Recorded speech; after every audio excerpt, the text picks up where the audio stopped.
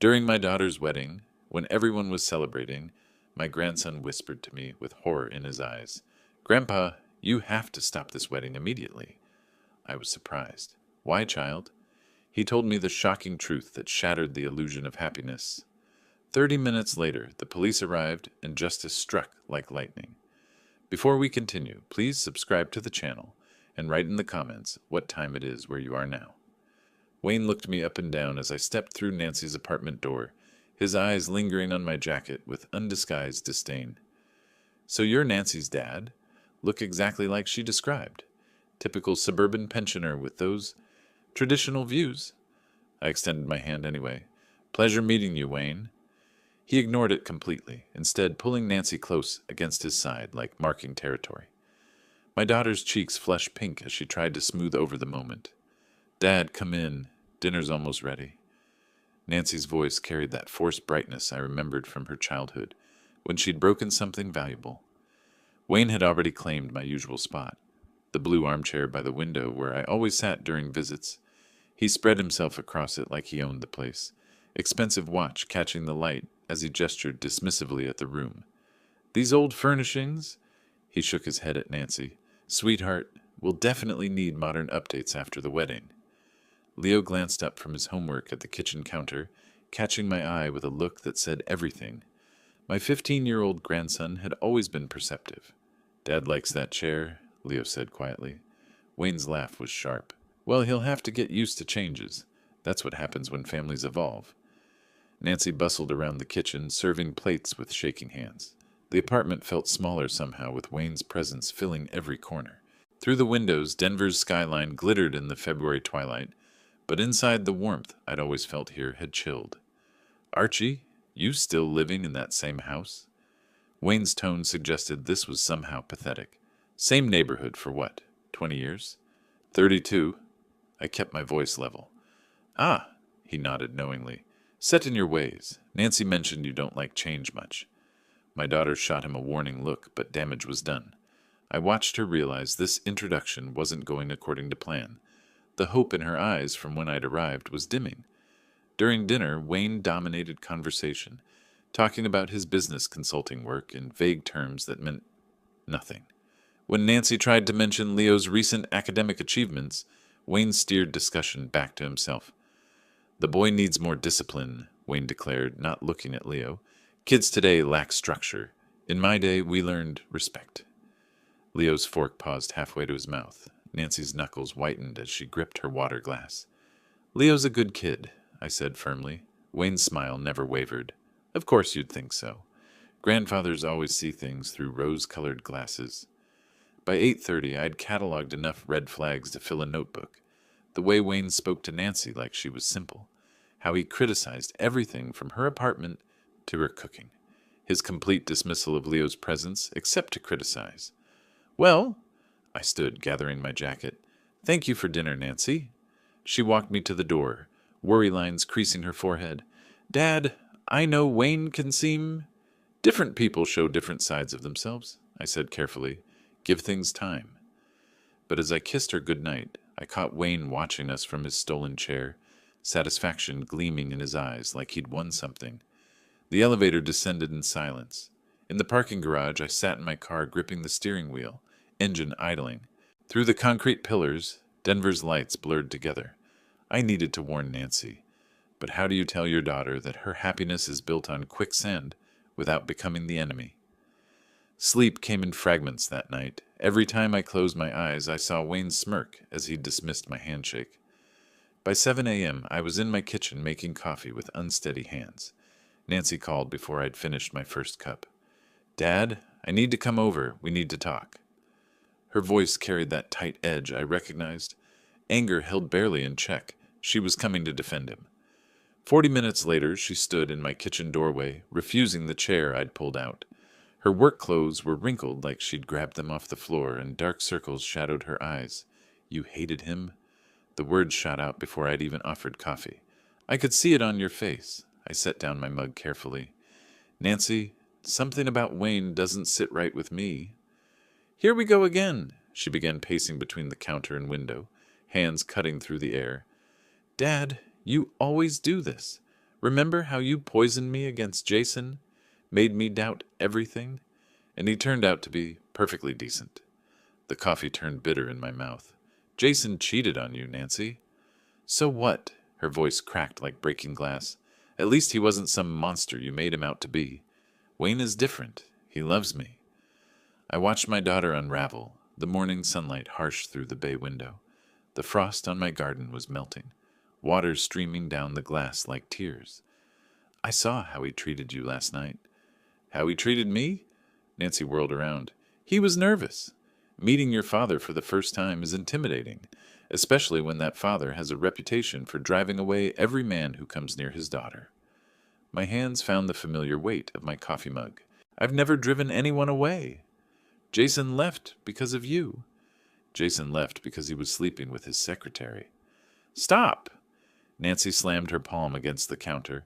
The sound echoed through the kitchen like a gunshot. I won't let you destroy my happiness again. Wayne makes me feel special, wanted. When was the last time you bothered to ask what I needed? The accusation hung between us, sharp as broken china. I thought of all the dinners she'd skipped, all the calls that went to voicemail, all the ways she'd been pulling away since Jason. Nancy, listen to yourself. No, you listen. She grabbed her purse, keys jingling like wind chimes. I'm 42 years old. I don't need Daddy's permission to fall in love. Wayne asked me to marry him, and I said yes. You can either be happy for me, or you can keep your judgments to yourself. The words hit like physical blows. I reached for her arm, but she jerked away. I've made my choice, Dad. Now you make yours. Support me, or lose me. The front door slammed with enough force to rattle the teacups in their cabinet. I stood alone in my kitchen, surrounded by the debris of our relationship. My coffee had gone cold. The newspaper lay folded and unread. Outside, a neighbor's dog barked at something unseen. I sank into the chair Nancy had refused, feeling every one of my 68 years settling into my bones.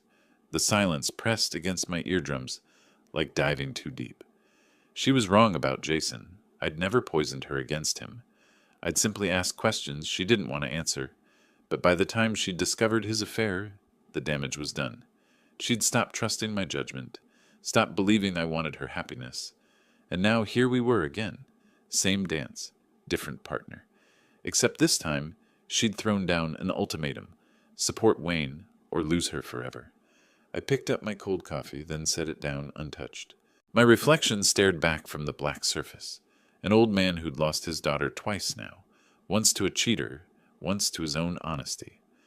The morning stretched ahead, empty as my kitchen. I needed to think, needed space to figure out how to save my daughter without losing her. My keys sat by the door where I'd dropped them last night, when the world still made sense. Time to go somewhere quiet. Time to remember how we'd gotten here.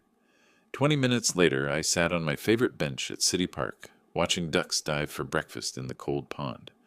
The morning frost was melting under February sun, steam rising from the grass like ghosts of winter. My hands had finally stopped shaking.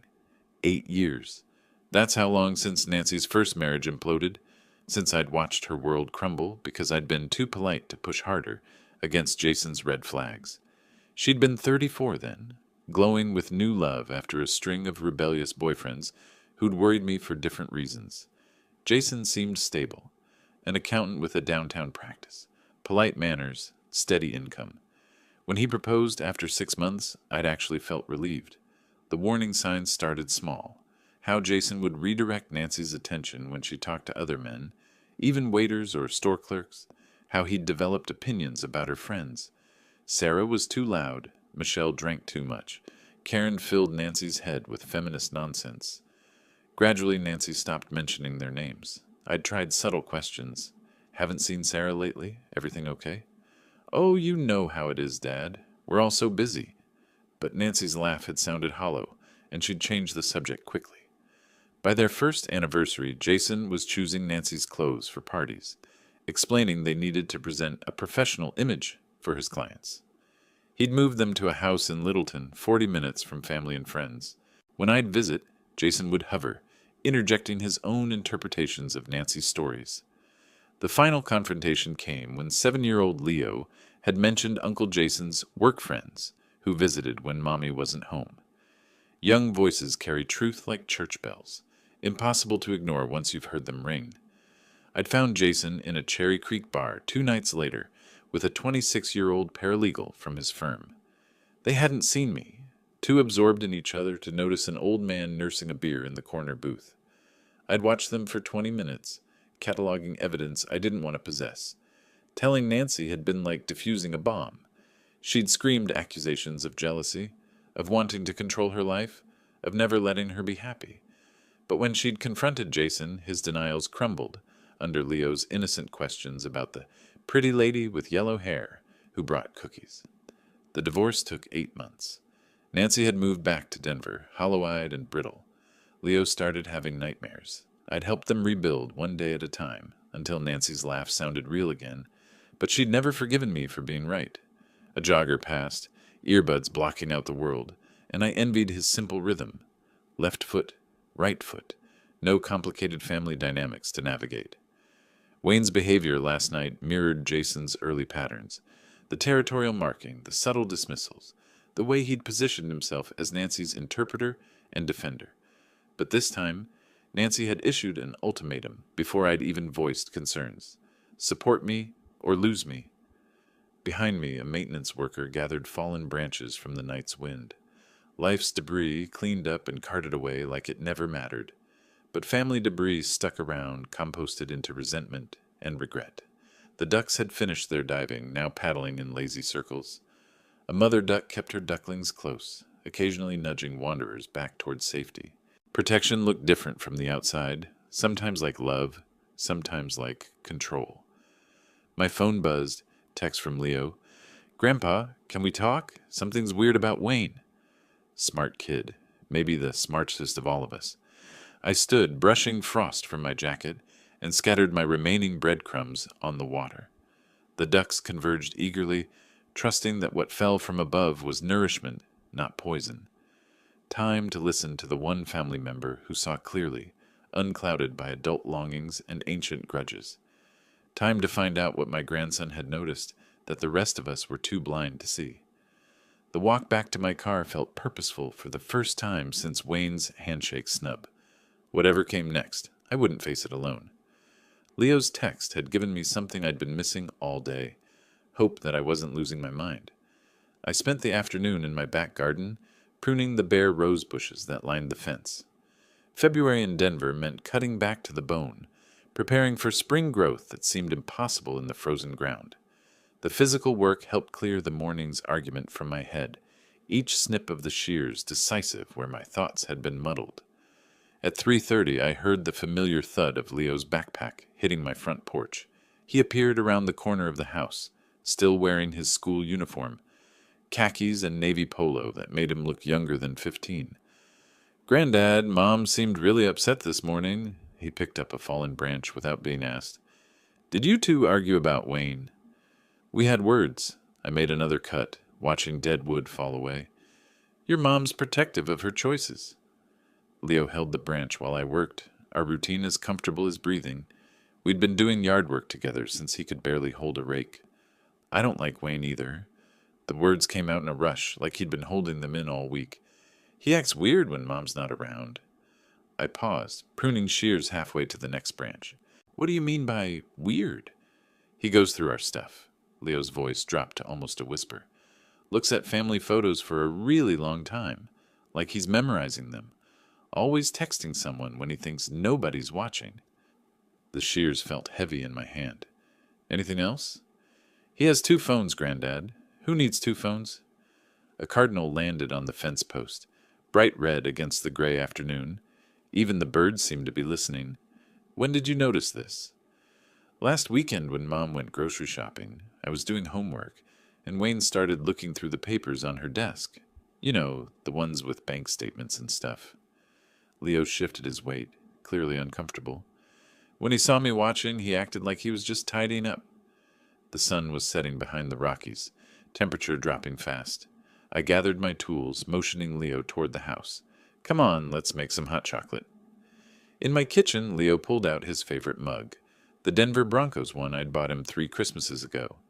I heated milk on the stove while he sat at the counter, Backpack unzipped, homework forgotten. There's something else. He wrapped his hands around the warm mug when I handed it to him. Wayne asked Mom about your house, how much it's worth, whether you have a good pension. Mom told him it wasn't his business, but he kept pushing. I leaned against the counter, my own mug untouched. Did your mom seem bothered by the questions? Yeah, but she made excuses. Said he was just curious because he cares about family. Leo took a sip, then looked up at me with eyes too old for his face. Something about him feels wrong, Granddad, like he's acting all the time. Outside my kitchen window, streetlights were flickering on along the quiet Cherry Creek neighborhood. Normal Friday evening. Normal houses with normal families having normal problems. But sitting across from my grandson, I felt the weight of something abnormal pressing against us. Leo, I need you to promise me something. What? Don't let Wayne know you've been watching him. Keep doing your homework. Be polite, but pay attention. Can you do that? Leo nodded solemnly. Are you going to tell Mom? Not yet. Right now, it's just observations. But if you see anything else, I'll tell you first. He finished his hot chocolate and packed up his homework, mentioning a sleepover at his friend Marcus's house. I walked him to the door, watching him trudge down the sidewalk with his overstuffed backpack, looking like any other teenager heading to spend Friday night playing video games and eating pizza. But he wasn't any other teenager. He was my ally now, my eyes and ears in a situation I couldn't navigate alone. I stood in my doorway until Leo disappeared around the corner, then closed the door against the February cold. The empty hot chocolate mugs sat on my counter, steam still rising from mine. For the first time since meeting Wayne, I didn't feel completely powerless. The house felt enormous after Leo left, every sound amplified by silence. I washed our mugs slowly, running hot water longer than necessary, postponing the moment when I'd have to face the evening alone with my thoughts. 8 o'clock found me pacing the hallway, stopping at the gallery of family photos that lined the wall like a timeline of happier years. Nancy at 5, gap-toothed and grinning on her first day of school. Nancy at 18, cap and gown, the whole world ahead of her. Nancy at 26, radiant in her first wedding dress, Jason beaming beside her like he'd won the lottery. I'd been proud that day. Jason seemed stable after Nancy's string of rebellious boyfriends, musicians and artists who'd made my stomach churn with worry. An accountant felt safe, responsible. How wrong I'd been. I moved to the living room, settling into my late wife's favorite armchair. Helen had always said I worried too much about Nancy, that our daughter needed to make her own mistakes to learn from them. Trust her judgment, Archie. She's stronger than you think. But Helen had been gone 3 years now, and Nancy's judgment seemed to be getting worse, not better. I made myself a cup of tea I wouldn't drink, just needing the ritual of boiling water, steeping leaves, adding honey. Outside my kitchen window, the neighbor's motion light kept flickering on and off as raccoons raided garbage cans. Normal suburban problems. Normal suburban night. Nothing felt normal anymore. Leo's observations played on repeat in my head. 2 phones, going through financial documents, questions about my house value and pension. The pieces formed a pattern I recognized from crime shows Nancy used to love watching. Someone casing a target, gathering intelligence, preparing for something bigger. But what if I was wrong? What if Wayne was just awkward, just curious about the family he was marrying into? What if my distrust of him came from the same place that had made me suspicious of Jason, an old man's jealousy that another man could make his daughter happy? I walked to Nancy's old bedroom, now converted to my office and spare room. Her high school photos still decorated one wall. Prom queen, debate team captain, soccer star. She'd been fearless then, ready to conquer the world. When had she started choosing men who diminished her instead of celebrated her strengths? My phone sat silent on the nightstand. No calls from Nancy. No apology for the morning's harsh words. No bridge offered across the chasm that Wayne had already begun digging between us. The smart thing would be to call her, apologize for interfering, promise to support her choices, keep the peace, stay in her life. But Leo's worried face kept surfacing in my memory. The way he'd whispered about Wayne's strange behavior, like he was afraid someone might overhear. Kids were honest about people in ways adults had trained themselves not to be. I thought about hiring a private investigator, but dismissed the idea immediately. Nancy would see it as the ultimate betrayal if she found out. More evidence of her paranoid father trying to control her life. Back in the living room, I stood at the window overlooking the street where Leo had walked to his friend's house. Porch lights created pools of warmth in the February darkness. Inside those houses, families were settling in for the evening, homework and television and ordinary conversations about ordinary days. I envied them their simplicity. Helen's voice echoed in my memory. Sometimes the most loving thing you can do is step back and let someone fall. Be ready to catch them, but don't prevent the lesson. Maybe that's what Nancy needed. Space to discover Wayne's true nature on her own timeline, without her father's interference clouding her judgment.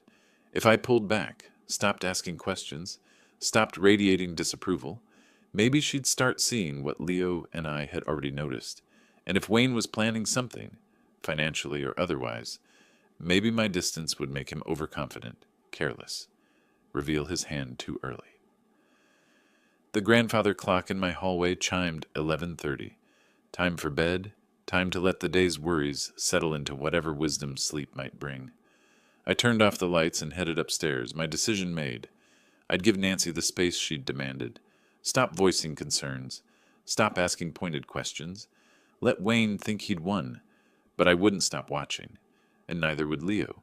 Sometimes love meant stepping back, but it never meant giving up. The week that followed taught me the weight of strategic silence. I kept busy with routine, grocery shopping, library visits, coffee with old colleagues from the engineering firm.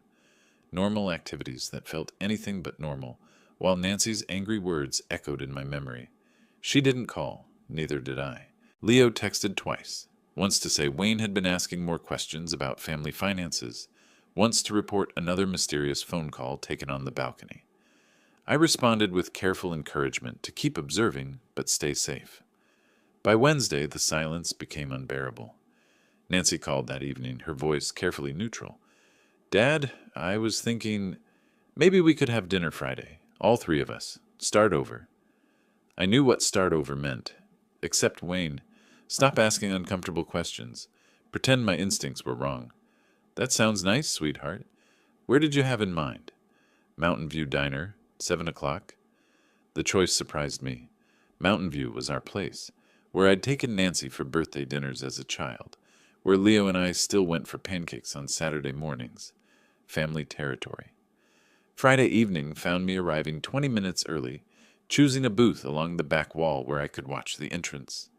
The restaurant buzzed with its usual crowd, families celebrating small victories, couples on budget-friendly dates, teenagers sharing milkshakes and dreams. Nancy and Wayne arrived precisely at 7, Wayne immediately taking charge of the situation like a general surveying conquered territory. Archie, good to see you again. His handshake was firm, possessive, meant to establish dominance. Nancy picked a charming little place, very nostalgic. The word dripped with condescension. I slid into the booth, letting them choose their positions. Wayne positioned himself across from me, Nancy trapped between us like a referee in a boxing match. So, Wayne spread his menu with theatrical flourish. Let's order the best this establishment has to offer. Archie, what do you recommend for a man with expensive tastes? I kept my voice level. The meatloaf's good. Been getting it here for 20 years. Meatloaf? Wayne's laugh carried no warmth. How wonderfully traditional. Nancy, darling, what about the salmon? I'm sure it's adequate. Our waitress, Betty, had been working here since Nancy was in elementary school. She recognized the tension immediately, her professional smile tightening as Wayne ordered wine from their limited selection, complaining loudly about vintage options. Dad, Nancy jumped in quickly, Wayne and I have been talking about the wedding, making some exciting plans. The venue alone will cost $12,000, Wayne announced, like money spent on Nancy was money invested in him. Plus catering, flowers, photographer, we're looking at $30,000 minimum for a proper celebration. The number hung between us like a challenge. I sipped my coffee, waiting. Of course, Wayne continued. Nancy's salary at the marketing firm is decent, but hardly sufficient for the kind of wedding she deserves. A woman should feel like a princess on her special day. Nancy's cheeks flushed pink.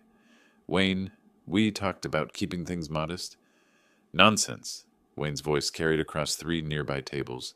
I won't have my bride settling for some budget ceremony. Archie, we know you're well off. Nancy told me about your pension and savings. Surely you want your only daughter to have a memorable wedding. The manipulation was textbook. Public setting to prevent scenes, emotional pressure through Nancy's happiness, financial assumptions based on secondhand information. I felt every eye in the restaurant assessing our little drama. I'm not obligated to fund your wedding. Wayne's mask slipped for just a second, revealing something cold and calculating underneath. Then the charming smile returned, bigger and faker than before. What a miser. Nancy, does your dad really want you to be happy? Or is he one of those fathers who can't stand seeing another man provide for his daughter? Nancy looked stricken, caught between loyalty and embarrassment. Around us, conversations had quieted. Betty approached our table with forced cheer, clearly hoping to diffuse the situation. Everything okay here? Ready to order? Wayne ordered the most expensive entrant on the menu. Nancy asked for soup, claiming she wasn't very hungry. I stuck with my usual meatloaf, wondering how many more family dinners would be ruined by the man sitting across from me. Through the restaurant's large windows, Denver's skyline glittered against the February night.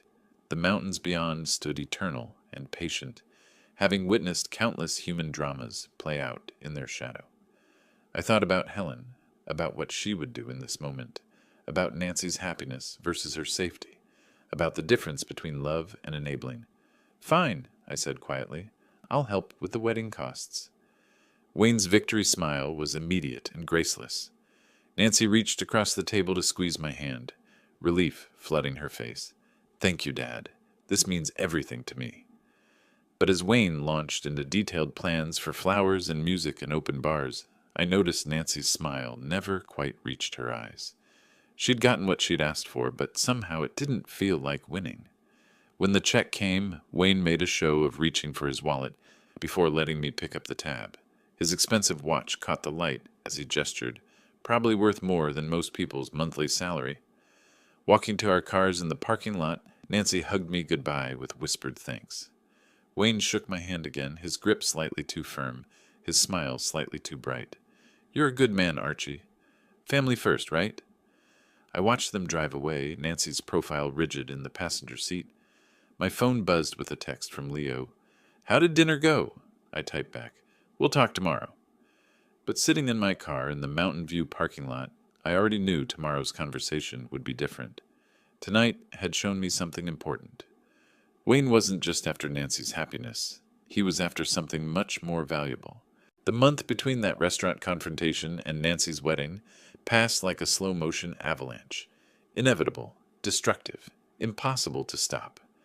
I'd kept my distance as promised, watching from the sidelines while Wayne orchestrated what he called the perfect celebration. Rocky Peak's venue sat perched above Denver like a crystal palace, all gleaming windows and mountain views. Nancy had dreamed of this place since she was 12, cutting pictures from bridal magazines and pasting them in scrapbooks I'd thought she'd forgotten. She looked radiant walking down the aisle, her dress catching afternoon light like spun silver. For those few minutes, watching her face glow with happiness, I almost convinced myself I'd been wrong about Wayne. Almost. The ceremony itself passed in a blur of traditional vows and camera flashes. Wayne played his part perfectly.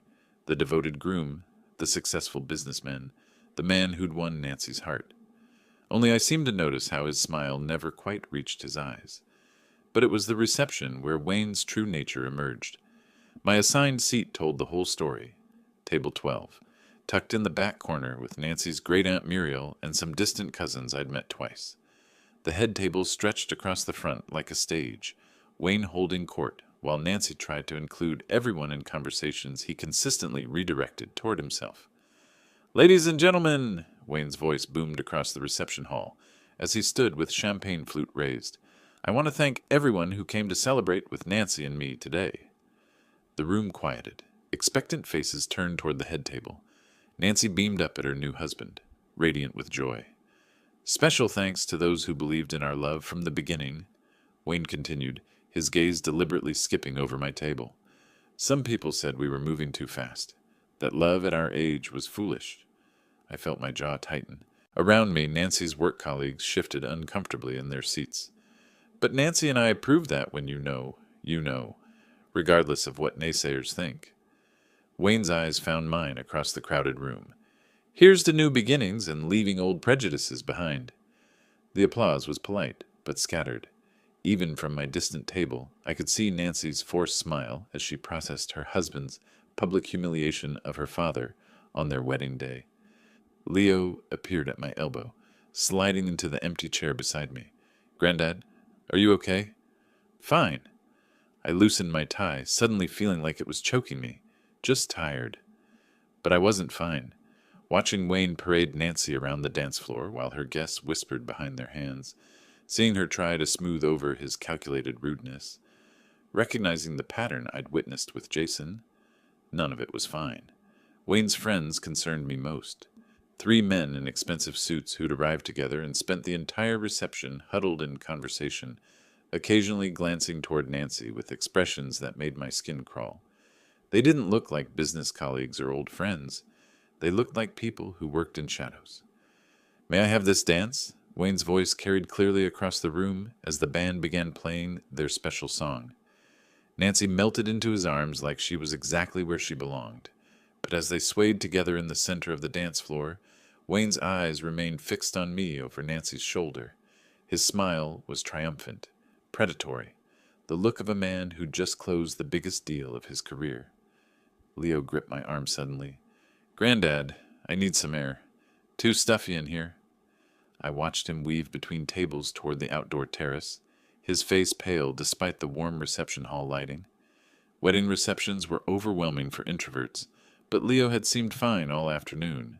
The first dance ended to enthusiastic applause. Wayne spun Nancy once more, then dipped her dramatically, playing to the crowd like a performer who lived for applause. When I looked toward the terrace doors, Leo was nowhere to be seen. Leo burst through the terrace doors like he'd seen a ghost, scanning the reception hall frantically before his eyes locked on mine. He pushed through the crowd of wedding guests, his formal shirt untucked, face flushed with something between panic and rage. Granddad! He reached my table breathless. We have to stop this wedding right now. The urgency in his voice cut through the reception noise like a fire alarm. I stood immediately, catching his arm to steady him. Leo, what are you talking about? His real name is William Harrison. Leo's words tumbled out in a whisper shout. He's a criminal. I heard him talking to those men outside. He was bragging about it. My blood turned to ice water. That's impossible. He was laughing about taking Mom's money and disappearing. Leo's eyes were wide with terror. Granddad, he's done this before. In Phoenix, in Seattle. He marries women and steals everything. The reception continued around us. Laughter, clinking glasses, the band launching into another romantic ballad. But I felt like I'd been dropped into a nightmare where everything looked normal, but nothing was real. Are you absolutely certain about what you heard? Leo nodded frantically. I went outside because it was hot in here, and those weird guys Wayne came with were smoking by the big planters. Wayne was with them, and I heard him say, William Harrison has 3 warrants out for his arrest, but Wayne Harlan is clean as a whistle. My legs felt unsteady. I gripped the back of my chair, trying to process information that confirmed every instinct I'd ignored. What else did you hear? They were talking about the honeymoon, about how Mom keeps all her banking information in her purse, how easy it'll be to drain her accounts while they're in Mexico. Leo's voice cracked. One of the guys asked about the old man's money. They meant you, Granddad. Wayne said once the wedding was done, he'd have access to everything. The pieces clicked together with horrible clarity. Wayne's questions about my house value, his insistence on an expensive wedding funded by my accounts, his rush to marry Nancy despite knowing her less than 6 months. I'd been watching a long con unfold in real time. Where are they now? I looked toward the terrace doors. They went back inside through the side entrance when the cake cutting started. Wayne's acting normal, but those guys are watching everyone like they're planning something. Across the reception hall, Nancy was cutting wedding cake with Wayne's hands covering hers on the knife handle. She looked blissfully happy, feeding him a bite while photographers captured every smile, every laugh, every moment of joy that was built on lies. We have to tell her, Leah whispered, right now, before they leave for their honeymoon tomorrow. But how do you tell a bride on her wedding day that her new husband is a professional con artist? How do you explain that everything she believes about her future is a carefully constructed fraud designed to destroy her financially and emotionally? I watched Wayne scan the room, his gaze stopping when he noticed Leo and me in intense conversation. His expression shifted almost imperceptibly, the charming groom mask slipping just enough to reveal something calculating underneath. "He's watching us," I murmured to Leo. "Yeah, he does that. He's always watching, always listening." Leo's voice carried a maturity that broke my heart. "Granddad, what do we do? Mom will never believe us without proof." Wayne whispered something to Nancy, who glanced our way with a concerned expression. Then he began walking toward our table, his public smile bright as stage lights. "Leo! Archie! Come join us for cake." His voice boomed across the reception hall. Family should be together for the important moments. But there was steel behind his jovial invitation, and I recognized it for what it was, a command, not a request. Wayne was pulling us back into his orbit before we could become a problem. The trap was closing around Nancy, around all of us, and we were running out of time to stop it. Wayne's approach across the reception hall felt like watching a predator close in on prey. I had maybe 30 seconds before he reached our table. 30 seconds to decide how to handle information that could save or destroy my daughter. "Act normal," I whispered to Leo. "Don't let him know you heard anything." Leo straightened his tie and forced a smile, but I could see his hands trembling. My 15-year-old grandson was holding family-destroying secrets, and Wayne was walking directly toward us with that politician's grin plastered across his face. "There's my favorite in-laws." Wayne's voice carried that false heartiness I'd learned to recognize. "Nancy was worried you two looked lonely over here." Behind him, Nancy approached with cake plates, her wedding dress rustling against reception hall chairs. She looked concerned, probably wondering why her father and son were having such an intense conversation during her celebration. "Just telling Leo about the good old days," I managed, standing to accept Wayne's aggressive handshake. "You know how teenagers love family history." "Of course they do." Wayne's grip lingered too long, his eyes searching my face for signs of suspicion. "Though sometimes the past is better left buried, don't you think?" The double meaning wasn't lost on me. This was a warning, delivered with a smile while wedding guests danced around us. Nancy reached our table with cake, still glowing with happiness. "Dad, you look pale. Are you feeling all right?" "Just tired, sweetheart." "Big day." But I wasn't tired. I was terrified. Every minute Wayne remained married to Nancy was another minute he had legal access to her life, her accounts, her trust. Leo's revelation had turned the wedding reception into a countdown to disaster. "Actually, Nancy, I was hoping to speak with you privately for a moment." I kept my voice casual, grandfatherly. "Nothing serious, just wanted to tell you how proud your mother would have been today." Wayne's hand found Nancy's waist immediately. "How sweet. But Nancy's been on her feet all day greeting guests. Maybe save the family moments for later." "Dad, Wayne's right. I should get back to everyone." Nancy's smile was apologetic, but firm. "We can talk tomorrow before we leave for the airport." Tomorrow would be too late. By tomorrow, they'd be on their way to Mexico, where Wayne could disappear with Nancy's money, leaving her stranded in a foreign country with no resources and no idea who she'd actually married. "Nancy, please. It's important." Something in my tone must have broken through her wedding day euphoria, because she paused, really looking at me for the first time all evening. "What kind of important?" Wayne's grip on her waist tightened almost imperceptibly. "Archie, whatever family business you have can surely wait until—" "It's about your safety," I said quietly, directly to Nancy. "About things you need to know before you leave the country." The words hung in the reception hall air. Like smoke from a fire, everyone could smell, but nobody could see. Around us, wedding guests continued celebrating. The band played romantic ballads.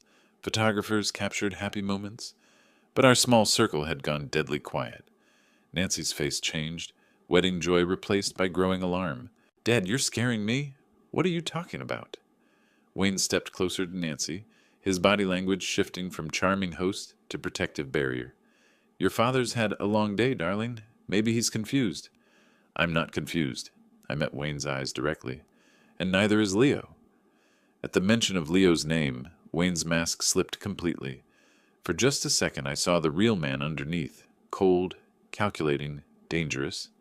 Then the politician's smile returned, but it was too late. Nancy had seen it too. What does Leo have to do with anything? Her voice carried new uncertainty. Dad, what's going on? 5 minutes, I said. Give me 5 minutes alone, and I'll explain everything. Wayne moved to block any path between Nancy and me. Absolutely not. Nancy, your father has been trying to sabotage our relationship from day one. Don't let him poison your wedding day with more paranoid. Let him talk, Nancy said suddenly. Wayne, just let him talk. It was the first time all evening she'd contradicted her new husband in public, and from the way Wayne's jaw clenched, it wouldn't be the last time tonight that carefully constructed plans began falling apart. Nancy followed me to the venue's small preparation room, her wedding dress rustling with irritation. Through the closed door, reception laughter felt like mockery of what I was about to destroy. Dad, make this quick. She checked her watch, every gesture screaming impatience. People will notice I'm gone. Nancy, Leo overheard something terrible about Wayne. Her face hardened instantly. This is impossible. Not today, not on my wedding day. His real name is William Harrison. He's wanted by the FBI. Stop it! Her voice cracked like breaking glass. You're just jealous that I found someone who makes me happy. This is exactly what you did with Jason. But Jason had been weak, not criminal. I pulled out my phone, searching quickly for the information Leo had given me. Look up William Harrison, 45 years old, wanted for fraud. Nancy snatched her phone from her purse, fingers flying over the screen. I'll prove you wrong right now. I'll show you that Wayne is exactly who he says. Her words died as the first image loaded. Wayne's face stared back from a police mugshot, the same charming smile now looking predatory under harsh booking lights. Below the photo, bold text, Wanted, William Harrison, 45. Multiple counts, fraud, and embezzlement. Nancy's hands began trembling. She scrolled down, finding more photos, more charges, news articles about victims whose stories mirrored her own whirlwind romance. Phoenix widow loses life savings to marriage scammer. Seattle teacher victimized by professional con artist. FBI manhunt continues for William Harrison, accused of targeting single mothers. The phone slipped from Nancy's nerveless fingers, clattering against the hardwood floor. Her wedding dress suddenly looked like a costume from a play where she'd been the only actor who didn't know the script. Oh no, her voice was barely a whisper. This really is him. What have I done? She collapsed into the preparation room's chair, $30,000 worth of wedding dress pooling around her like spilled milk. Her carefully styled hair began falling as she buried her face in her hands. How could I be so blind? You tried to warn me, and I called you paranoid. I moved closer, wanting to comfort her, but unsure if she'd accept it. Nancy, none of this is your fault. He's a professional criminal. This is what he does for a living. But I defended him against you. I made you pay for our wedding. Tears were ruining her makeup, black mascara tracks marking her cheeks like war paint. I chose a criminal over my own father. Through the window, Colorado's mountains stood eternal and patient, having witnessed countless human dramas play out in their shadow. But this felt different, more personal, like the peaks themselves were holding their breath. What if he runs? What if he figures out we know? Nancy's voice carried new terror. What if he hurts someone? I knelt beside her chair, taking her trembling hands in mine. We're calling the police right now. He won't hurt anyone else. She looked up at me through tear-clumped lashes, and for a moment I saw my little girl again, the one who'd run to Daddy when nightmares made sleep impossible. I'm so sorry I didn't listen to you. You listened when it mattered most? I handed her my handkerchief, the same one Helen had embroidered with my initials 20 years ago. That's all that counts. Nancy wiped her eyes, then straightened in her chair with determination I recognized from her childhood. The same look she'd worn when learning to ride her bike, refusing to quit despite scraped knees. What do we do when we go back out there? We act normal. We wait for help to arrive. I dialed 911, Nancy listening as I explained the situation to the dispatcher. Wanted fugitive. Active wedding reception. Rocky Peaks venue. Officers en route. How long? Nancy asked when I hung up. 20 minutes. She stood checking herself in the preparation room mirror, fixing smeared makeup with steady hands. The frightened bride was gone, replaced by a survivor. Then we'd better get back before he comes looking. Nancy leaned against my shoulder as fresh tears started, and I remembered holding her this way when she was 7 and her pet hamster died. Some things never change between fathers and daughters. He fooled everyone, sweetheart. That's how professional con artists work. But you saw through him immediately. She pulled back, looking at me with wonder and regret mixed together. Why didn't I trust your instincts? Because you're supposed to make your own choices. That's what growing up means. She laughed bitterly, gesturing at her elaborate wedding dress. Some choice. I married a wanted criminal. We can fix this, I said firmly, but we need to act now before he realizes anything's wrong. Nancy nodded, wiping her face with my handkerchief. The police, when will they get here? 15 minutes, maybe 20. Can you hold it together that long? I have to.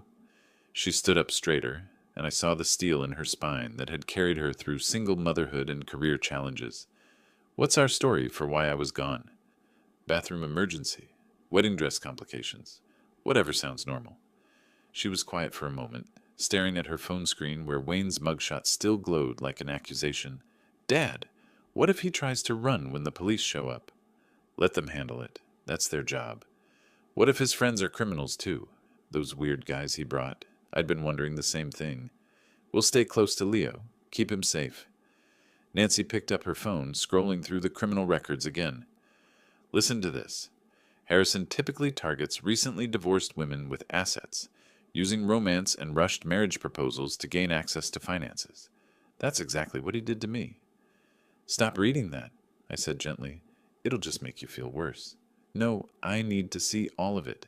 I need to understand what almost happened. Her voice was getting stronger with each revelation. Look, victim in Phoenix lost her house, retirement savings, and custody deposits for her children's college funds. That could have been me. Outside the preparation room, wedding music continued playing.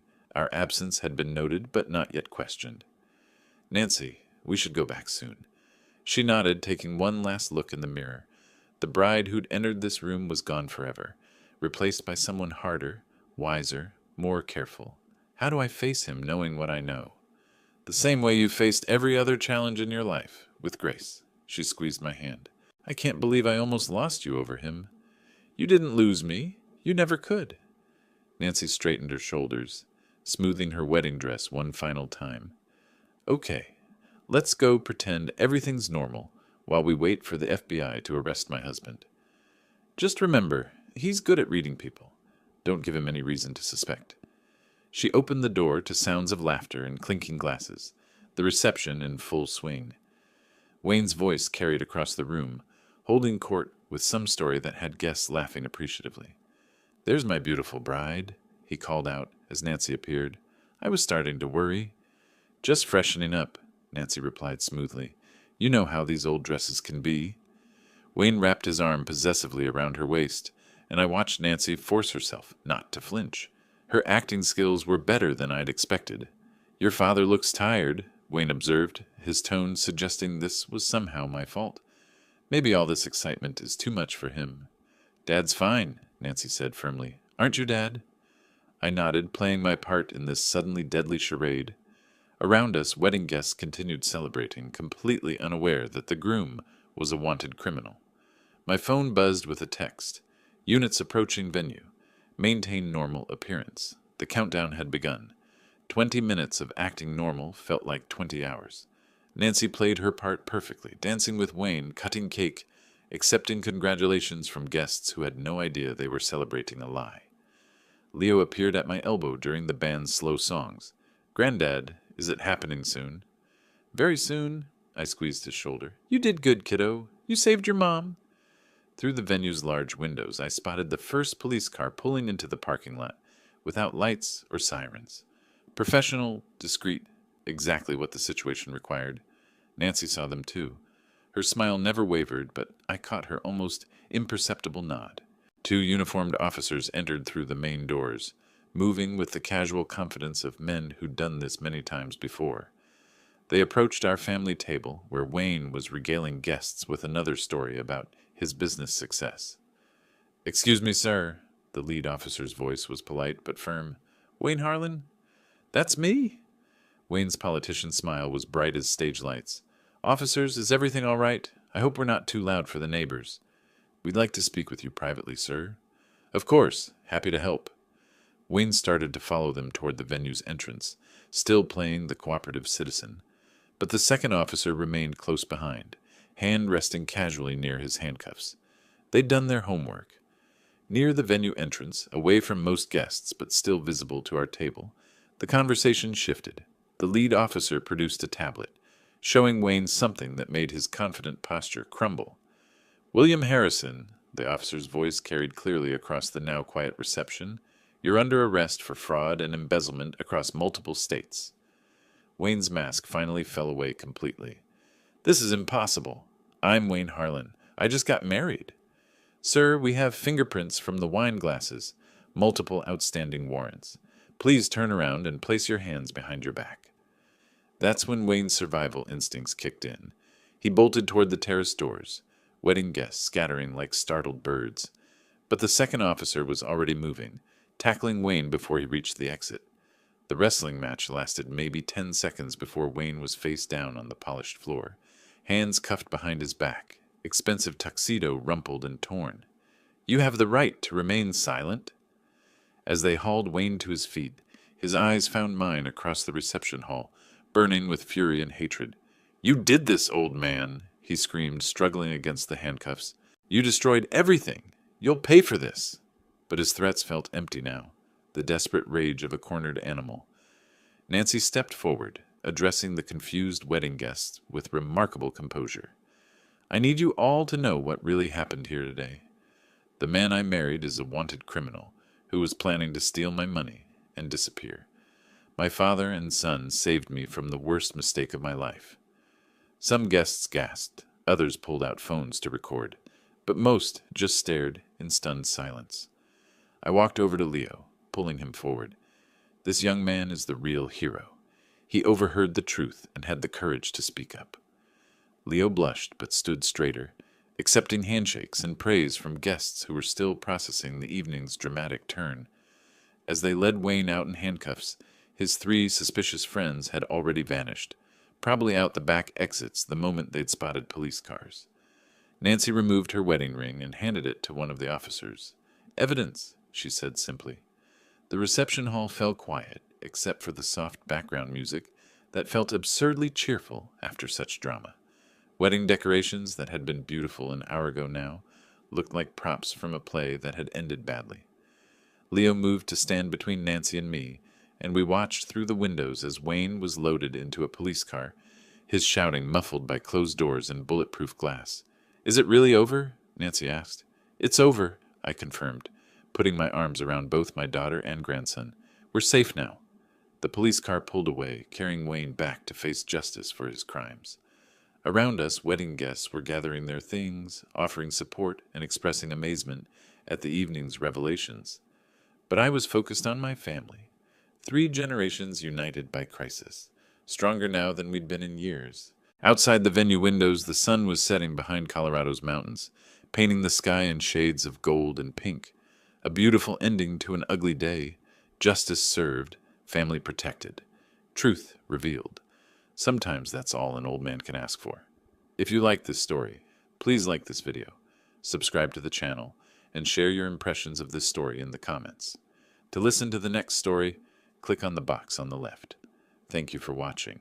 Did you enjoy my story? What a journey it has been. I truly wonder, what would you have done if you were in my shoes?